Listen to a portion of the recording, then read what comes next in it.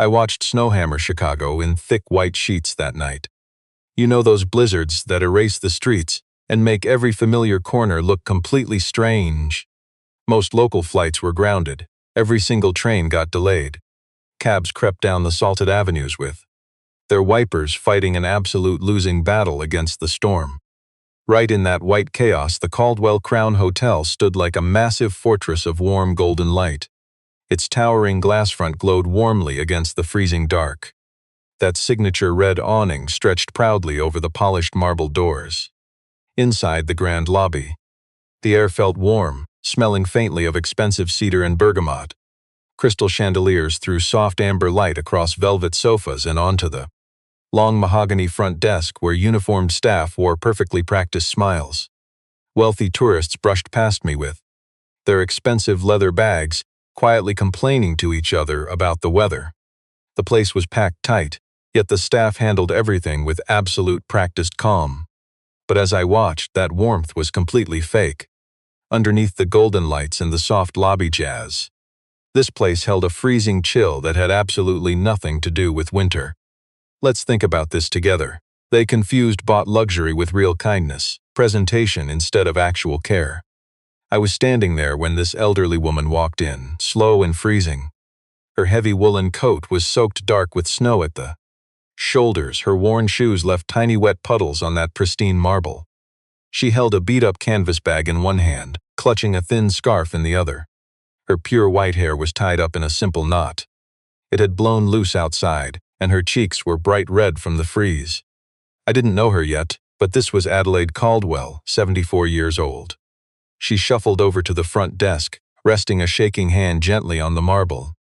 Her voice was soft yet completely clear. She politely told the young clerk she had a room booked under her name. She explained how her wallet slipped out in some cab 30 minutes ago, and her cell phone died before she could even call to track it down. Then she asked incredibly politely if they could just check her booking using her birth date, or maybe let her plug in her dead phone for a minute. The young clerk hesitated. Clearly new to the job, she instantly looked back at her manager for some kind of help. Before she even clicked her screen, Corbin Drake slid right up next to her, looking painfully smug. Wearing a crisp dark blazer and a perfectly straight pale tie. He was the arrogant overnight manager. A 43-year-old guy who smiled warmly for wealthy VIPs but went absolutely ice-cold for anyone who didn't look the part. I watched him judge her damp coat and scuffed boots. In less than 2 seconds, he judged her, forgetting real kindness means helping strangers blindly. Stick with me here. He blocked the clerk, speaking in a voice just low enough to sound polite but loud enough to echo that this luxury hotel simply could not accept anyone without physical ID or a working credit card on file.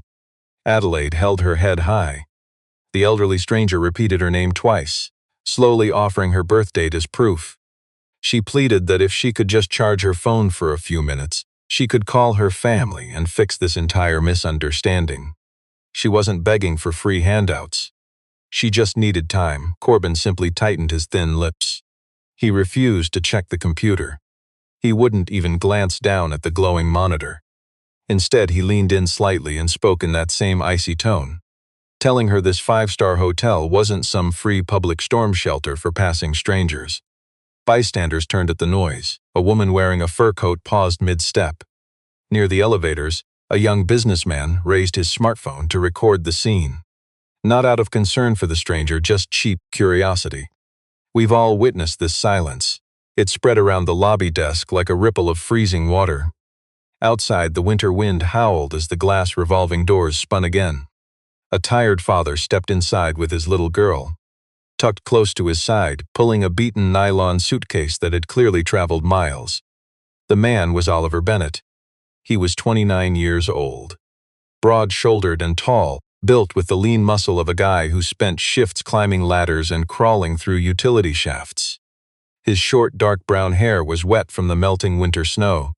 He had on a heavy black canvas jacket, clean but fraying around the cuffs. A light shirt wrinkled after a grinding 6-hour drive. Behind the wheel, wearing dark jeans and scuffed work boots.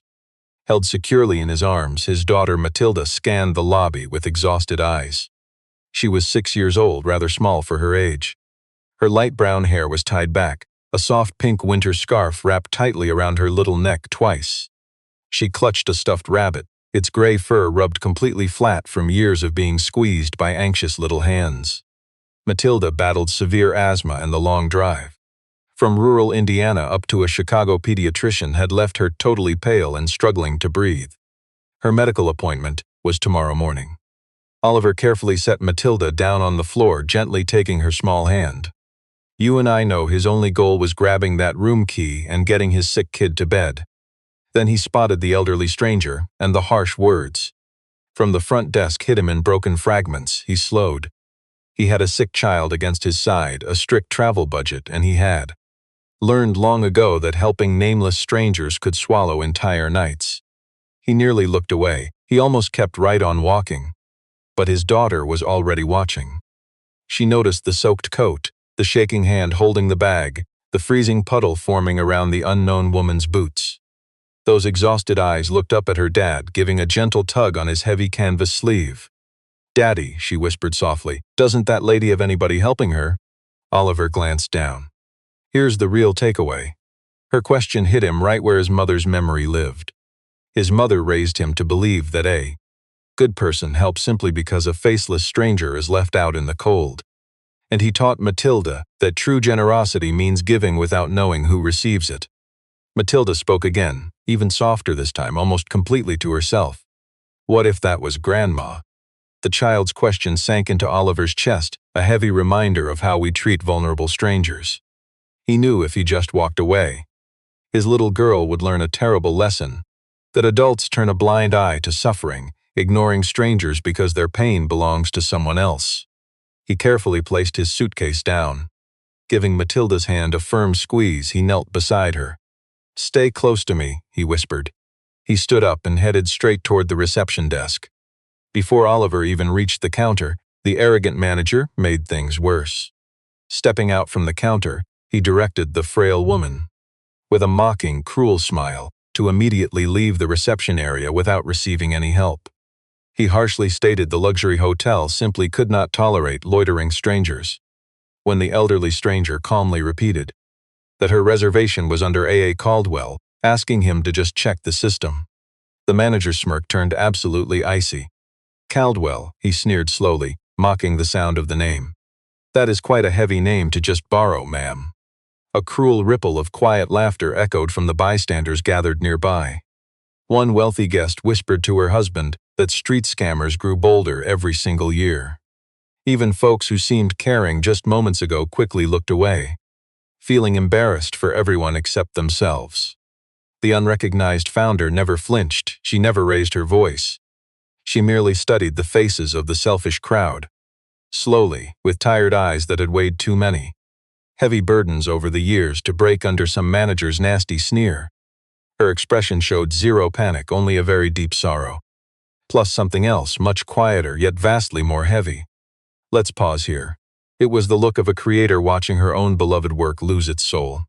She built this entire luxury brand on one simple, selfless promise: believing a hotel should always be a safe, welcoming place, where weary, unknown travelers could experience true hospitality, knowing someone genuinely cared if they had a warm bed.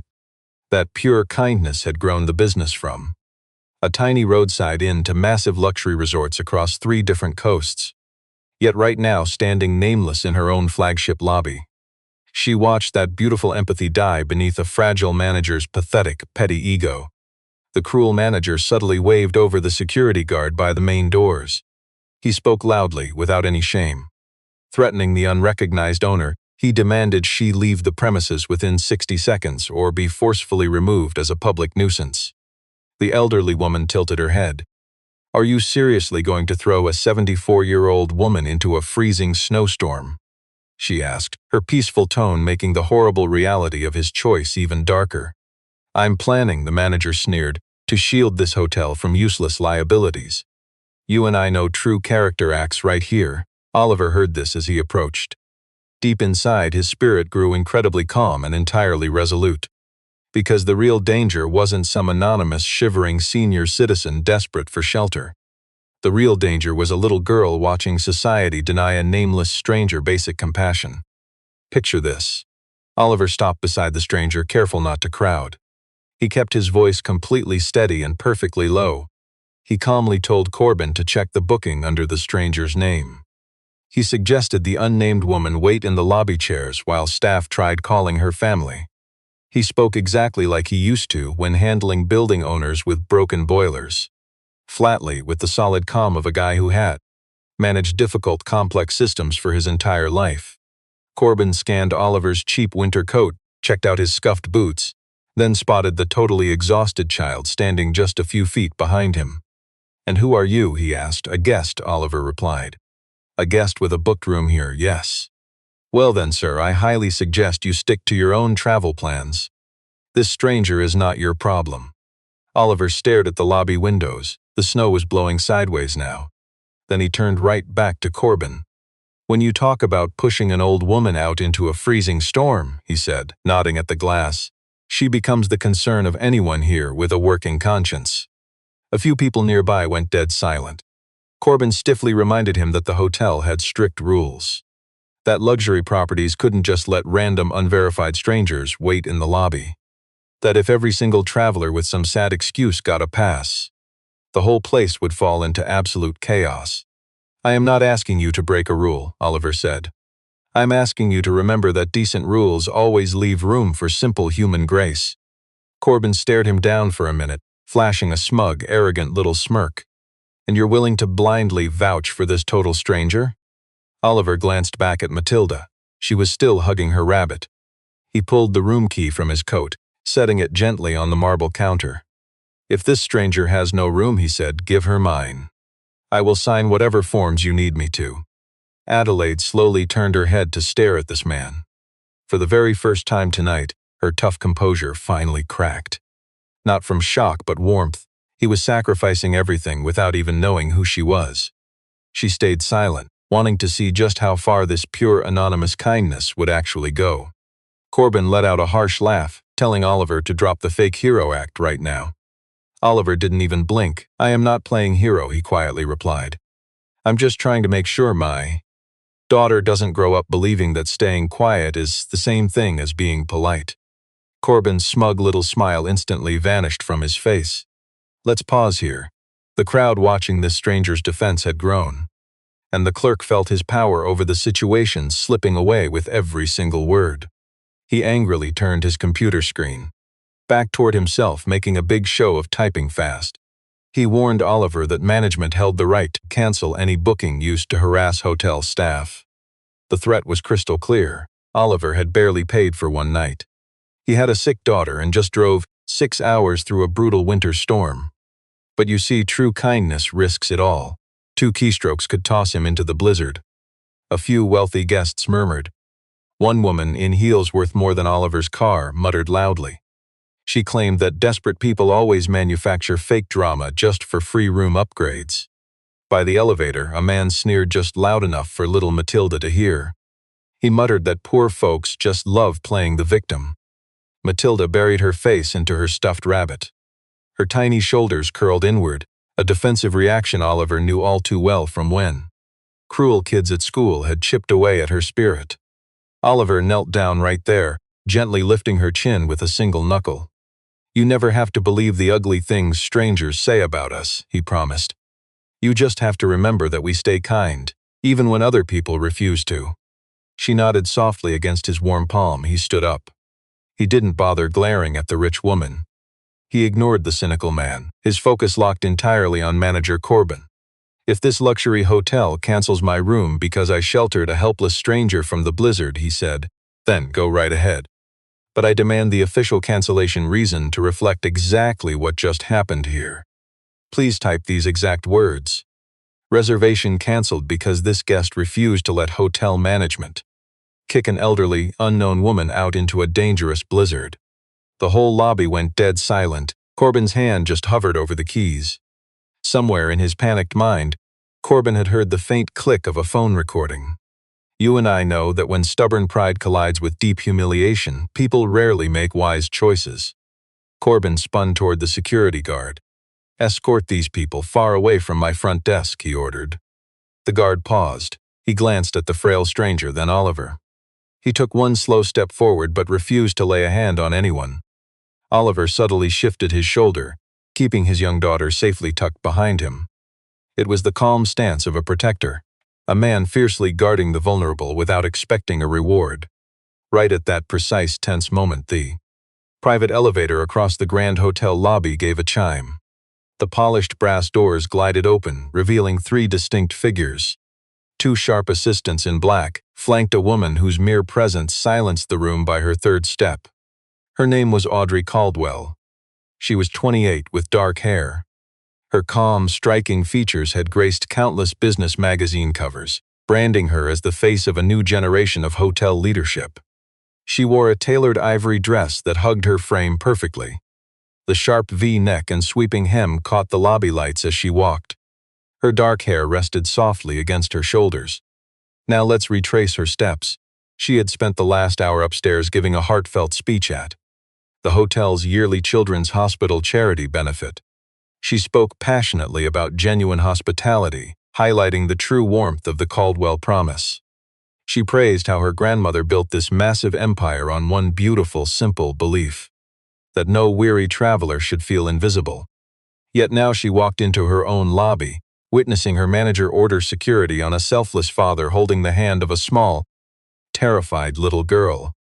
The soaking elderly stranger watched from 2 feet away, completely still. The desk clerk stiffened, while Corbin nervously tugged his blazer cuff. "What is going on here?" Audrey demanded. Corbin answered fast and smooth. He spun the hotel dispute exactly how he wanted it heard, claiming a random woman walked in demanding a room without any proof, and a male guest rudely interfered, trying to bypass hospitality policies right in front of wealthy guests coming down from the roof. Corbin claimed he was just defending guest security and brand standards. Picture this with me. Audrey looked from the unknown woman to Oliver to his child. As a powerful hospitality executive, her immediate corporate instinct kicked in. She wanted to protect the strict system she built. She faced Oliver directly. "Do you understand?" she asked in a cold, professional tone. "How a public scene in a packed lobby ruins the experience for every single paying guest." Oliver held her gaze with steady compassion. "Do you understand?" He replied just as calmly, "How forcing a 74-year-old stranger into a blizzard ruins her chance of surviving the week." Audrey just blinked once. She was totally used to endless corporate deference, treated with that polite softness the wealthy always reserve for each other. Oliver wasn't being mean, he just had absolutely no fear. "You and I know true kindness fears nothing." He spoke human to human, making her pause. She quietly asked him to explain exactly what happened from the start.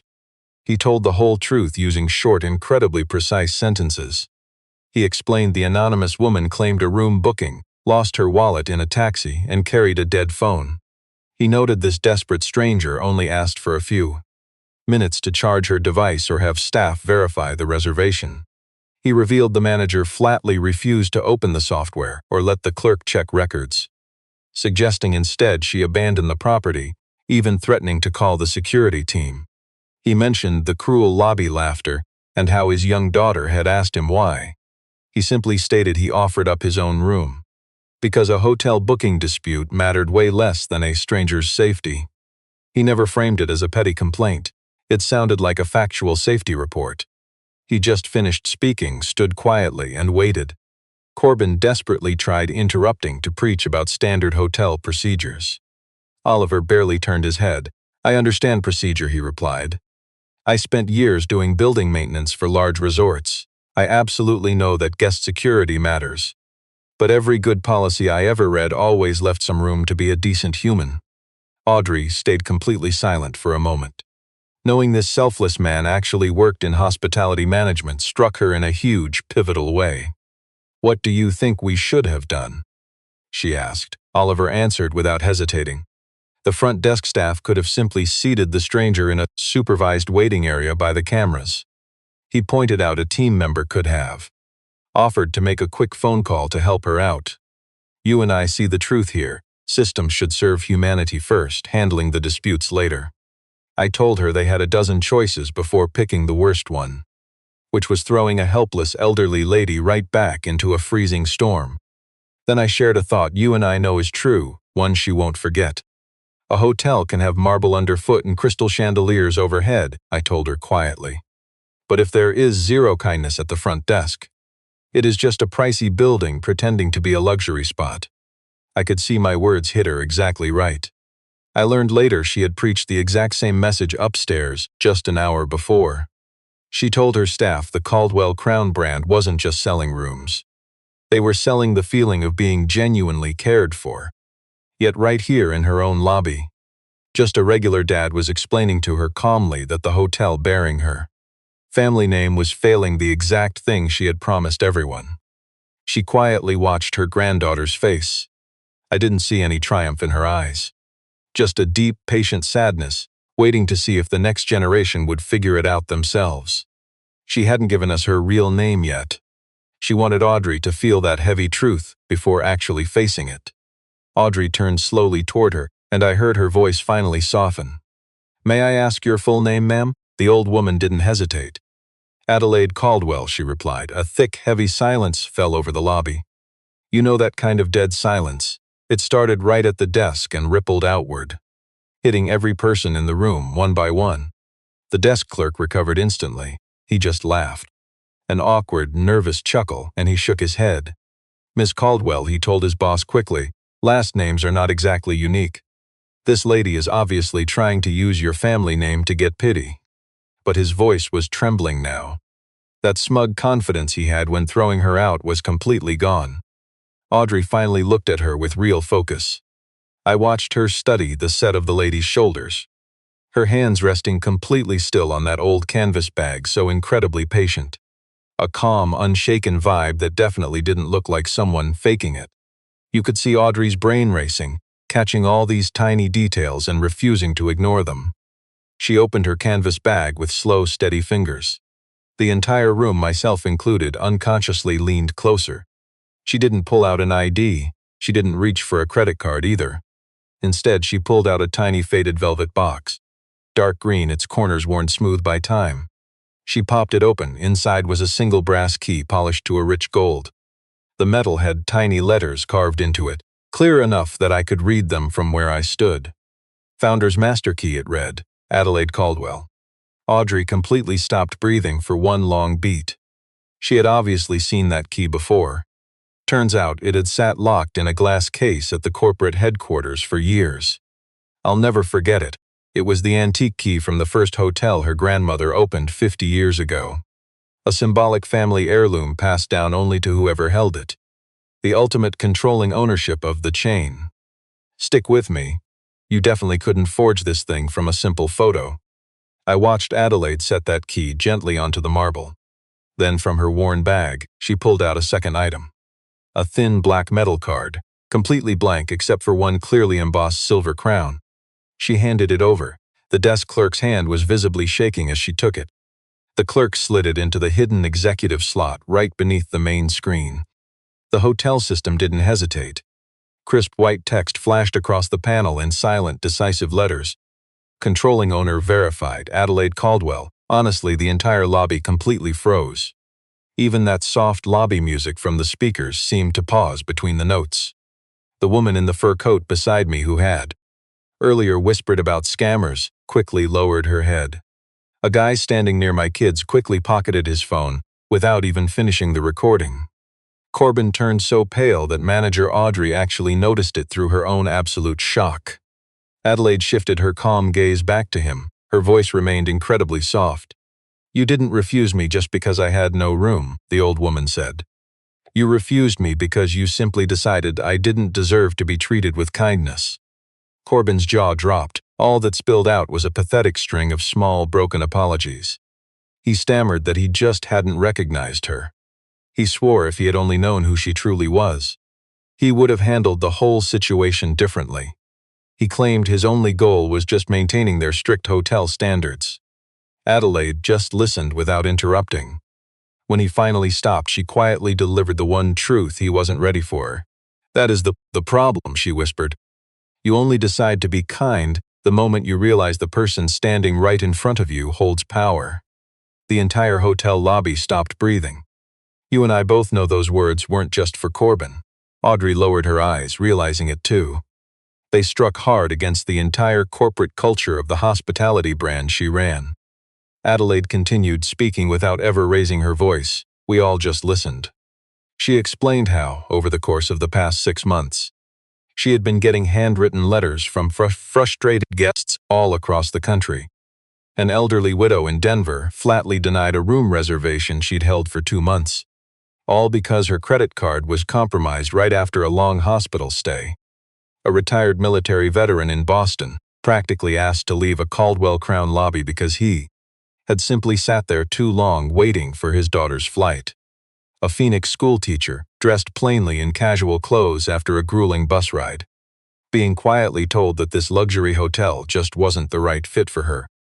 Every single time, Adelaide asked to review the official internal report, and every time, management told her the matter was handled perfectly according to procedure. Let's think about this together. She walked into her own flagship hotel completely alone without assistance. No luxury town car, no fancy black card flashed visibly at the check-in desk. She needed to see if they could show kindness without knowing the power of the recipient. Real kindness never checks your status first. The raw truth had just unfolded right in front of everyone. Corbin tried backtracking, claiming he was just following hotel safety rules. Adelaide simply shook her head. Rules don't ask you to humiliate an older woman, she replied. Procedure never requires you to invite anyone inside, or get a whole room of strangers to laugh at a freezing person. That wasn't policy, that was just bad character. Audrey faced her assistant, quietly giving him one firm, clear order. Corbin was off the clock right away, his management access entirely revoked. Human Resources and Legal would open a full investigation first thing tomorrow morning. The assistant gave a nod, stepping back. But Adelaide reached out, resting her hand softly on Audrey's sleeve. Don't just punish one man to protect your corporate brand, she warned. Find out why he ever thought treating someone this way was acceptable. Audrey shut her eyes for a quiet moment. Those words hit her deeply, clicking into place like a turned key. She realized firing Corbin and pretending the issue was solved wasn't enough. She'd just be repeating what her own corporate reports did for months, taking the easy way out of a deeper issue. We've all seen this.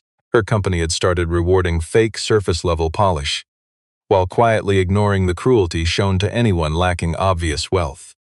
Some folks who had chuckled earlier were now backing away, staring at the floor in shame. An older lady wearing pearls stepped up, looking like she wanted to apologize. Adelaide stopped her right there with a gentle, forgiving glance. Next time around, Adelaide said quietly, don't wait to learn someone's status before deciding they deserve to be defended. Slowly, the silent lobby started coming back to life, step by step. The security guard quietly backed away, completely unprompted. Behind the desk, the clerk wiped tears with the edge of her sleeve. Corbin let them walk him to a back room, his proud posture totally gone. Audrey faced Oliver. Notice how she completely dropped the fake corporate talk. No empty brand slogans. She started with the only human words that truly mattered. I owe you a real apology, she stated. Oliver stayed quiet at first. He just waited. I completely doubted you, she admitted. I let my staff paint you as a threat because that was the easier story. I'm so sorry, and it breaks my heart that we made your daughter watch this unfold.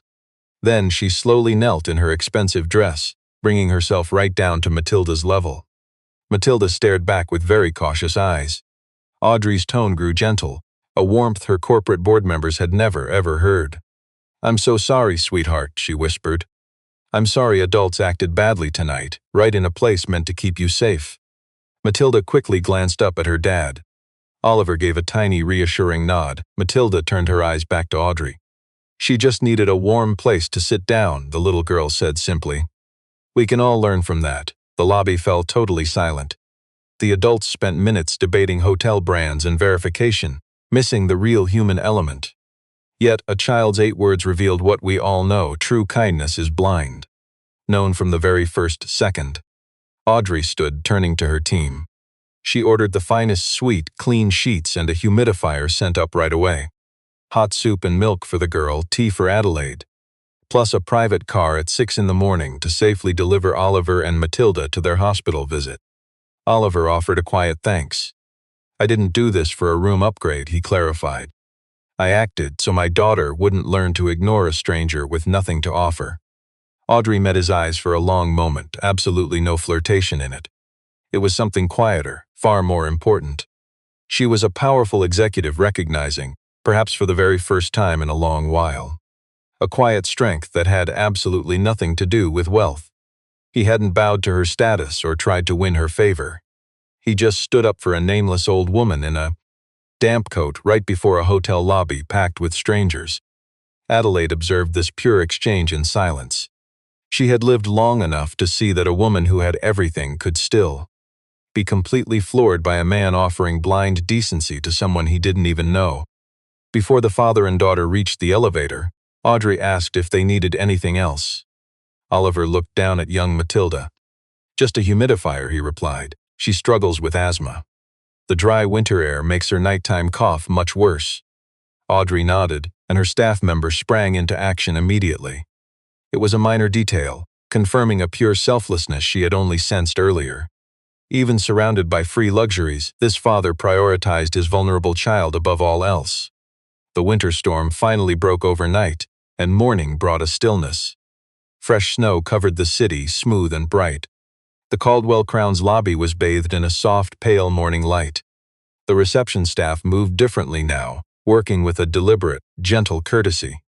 Not scared, just highly aware, Corbin was missing from duty. Tucked inside a private dining room, Adelaide had organized a peaceful morning breakfast. She invited Oliver, young Matilda, and Audrey. Oliver initially hesitated, but his daughter decided overnight that Adelaide was now, as she put it, her hotel grandma. She demanded to sit nearby. The young girl brought her stuffed rabbit into the room. Over a plate of warm pancakes and fresh sliced fruit, Adelaide asked the single father directly, why give his only hotel room to a complete stranger while his child was sick? Oliver paused to think for a brief moment, then answered simply, proving to us that true compassion doesn't need a rehearsed script. I pictured Matilda needing help from a faceless stranger someday, far away from home, he admitted. I'd pray that person wouldn't just look the other way. I simply cannot expect the world to show her kindness if I refuse to be kind to an anonymous grandmother first. Let's see how this unfolds. Adelaide paused, then looked right at Audrey. In that lobby last night, she noted, there were plenty of wealthy folks. There were people with titles. Folks holding the keys to the best suites upstairs. Yet the only true leader was the man sitting right here. Audrey slowly lowered her cup. Those words carried the heavy truth of unrewarded kindness. This time she did not brush them aside. Before noon, she convened an urgent meeting with her executives. At that table, she launched a new policy that the entire hotel chain would call the warm room protocol. Every Caldwell Crown Hotel must now offer a safe, supervised lounge area for strangers, blankets and water, plus charging stations for strangers in distress whose stories could not be verified right away. Vulnerable elders, exhausted parents, or everyday travelers trapped by severe winter storms. Anyone missing a phone or wallet gets a seat and a warm place to rest. They would receive help first, long before anyone discussed throwing an unknown person out. Never again would luxury brand image be used as an excuse to deny basic human dignity. She also created a dedicated rescue fund for guests stranded by sudden natural disasters, unexpected medical emergencies, or sudden travel nightmares. Buried guest complaints from the past would be pulled out and reopened. Managers who had hidden problems behind the excuse of standard procedure would face strict individual review. Adelaide suggested hiring Oliver as an independent consultant for real-world guest experience. Oliver was stunned. He lacked any fancy hospitality degrees or important executive titles. "We have an army of people who read spreadsheets," Audrey told him directly. "We desperately need someone who sees the actual human being behind the paperwork." Oliver hesitated. His daughter, Matilda, was everything. Audrey offered a flexible part-time role with zero required travel. He would review policies and speak at training sessions so staff could hear, in plain language, what offering dignity to a nameless stranger actually looks like. He let the offer sink in for a quiet moment, then promised to think. As the single father and his daughter finally headed for the exit, the rising sun struck the lobby marble, lighting up the room beautifully. Little Matilda stopped, squeezing her dad's hand. Daddy, she asked, does Adelaide really own all these hotels? He smiled. Yes, sweetie. But remember, he said, she deserved pure kindness before anyone knew who she was. Matilda nodded slowly, holding her toy rabbit a bit tighter. Behind the tall glass doors, Audrey quietly watched them leave. Gone was her intimidating dress, replaced by a simple blouse and pulled-back hair. She no longer saw Oliver as some random guest making trouble in her lobby. You and I can see she finally viewed him as the man whose uncalculated compassion saved her grandmother's legacy, and what she herself had almost entirely forgotten. Adelaide quietly stepped right up beside her. You see, dear, she murmured softly, sometimes the person who saves a business isn't a pricey consultant.